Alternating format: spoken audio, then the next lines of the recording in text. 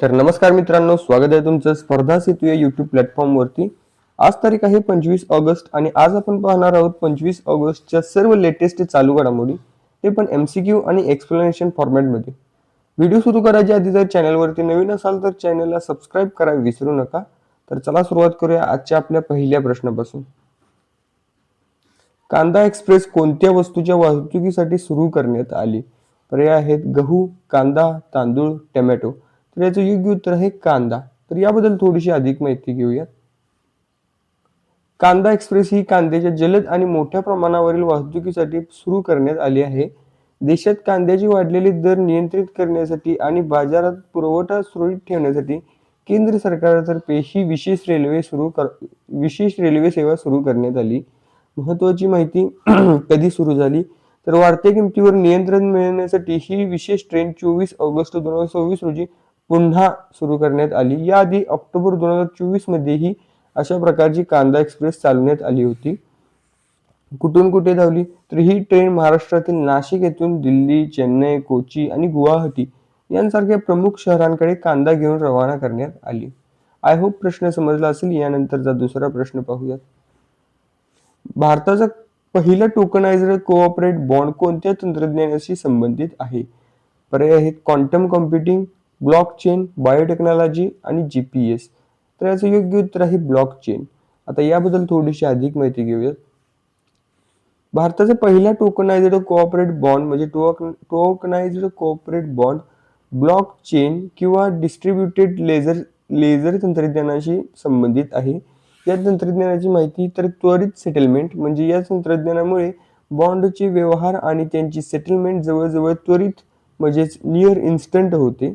Digital नोंदणी तर यामध्ये मालकी जारी करणे आणि ट्रेडिंग डिजिटल पद्धतीने रेकॉर्ड केले जाते.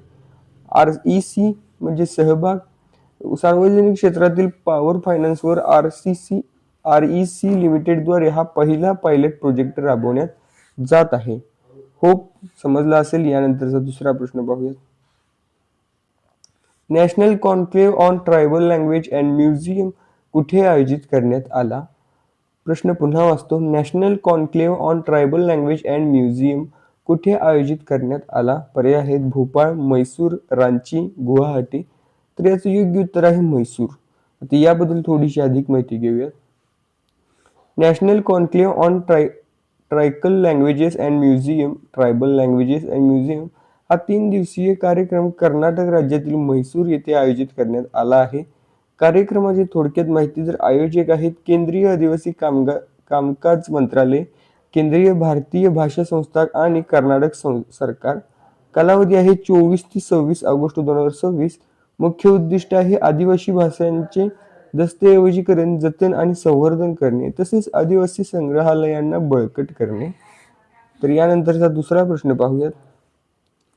2026 मध्ये ब्रिक्स शिखर परिषद कोणत्या देशात होणार आहे? ब्रिक्स शिखर परिषद कोणत्या देशात होणार आहे? पर्याय आहेत चीन, ब्राझील, भारत, दक्षिण आफ्रिका. तर याचं योग्य उत्तर आहे भारत. आता याबद्दल थोडीशी अधिक माहिती घेऊयात.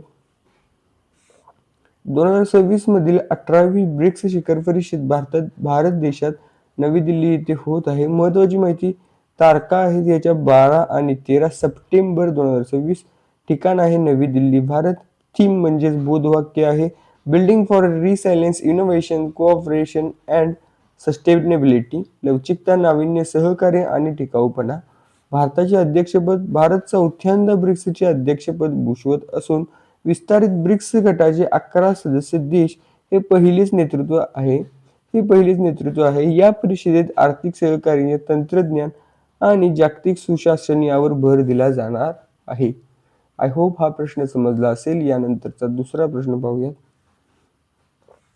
24 ऑगस्ट 2026 रोजी भारताने कोणत्या क्षेत्रातील सहकार्यासाठी मलेशियासोबत जॉईंट वर्किंग ग्रुपची बैठक घेतली?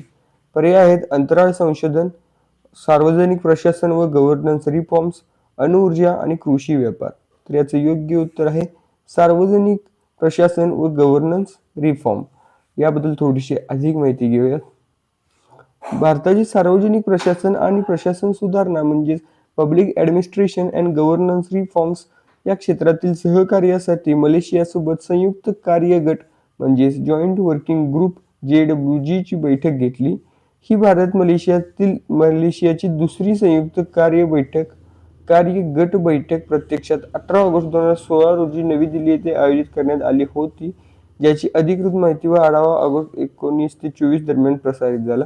या बैठकीत प्रामुख्याने डिजिटल प्रशासन, कृत्रिम बुद्धिमत्ता म्हणजेच AI, क्षमता मांडणी म्हणजेच कॅपॅसिटी बिल्डिंग आणि उत्तम प्रशासनासाठी सर्वोत्तम पद्धतींच्या देवाणघेवाणीवर चर्चा करण्यात आली. आय होप हा प्रश्न समजला असेल. यानंतरचा आपण पाहूयात दुसरा प्रश्न. INS मंगरोल कोणत्या प्रकारचे युद्धनौका आहे? पर्याय आहेत aircraft carrier, destroyer, anti submarine warfare, shallow water craft आणि फ्रिगेट. तर याचं योग्य उत्तर आहे अँटी सबमरीन वॉरफेअर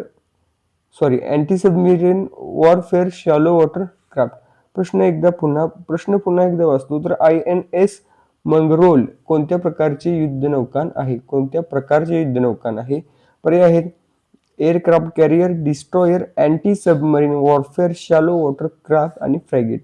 तर याचं योग्य उत्तर आहे सी. तर याबद्दल थोडीशी अधिक माहिती घेऊयात. INS मंगरोल हे भारतीय नौदलाचे पाणबुडी विरोधी युद्ध शॅलो वॉटर क्राफ्ट म्हणजेच SWC anti submarine warfare shallow water aircraft प्रकारची युद्धनौका आहे. ही माहे वर्गातील म्हणजेच माहे क्लास तिसरी स्वदेशी युद्धनौका असून ही प्रामुख्याने उथळ किनारपट्टीच्या पाण्यात पाणबुड्या शोधण्यासाठी व नष्ट करण्यासाठी डिझाईन केली गेली आहे. आय होप आजचे प्रश्न तुम्हाला समजले असतील. तर व्हिडिओ आवडल्यास लाईक करा आणि चॅनलला सबस्क्राईब करायला विसरू नका. तर भेटूया आपण पुढल्या व्हिडिओमध्ये.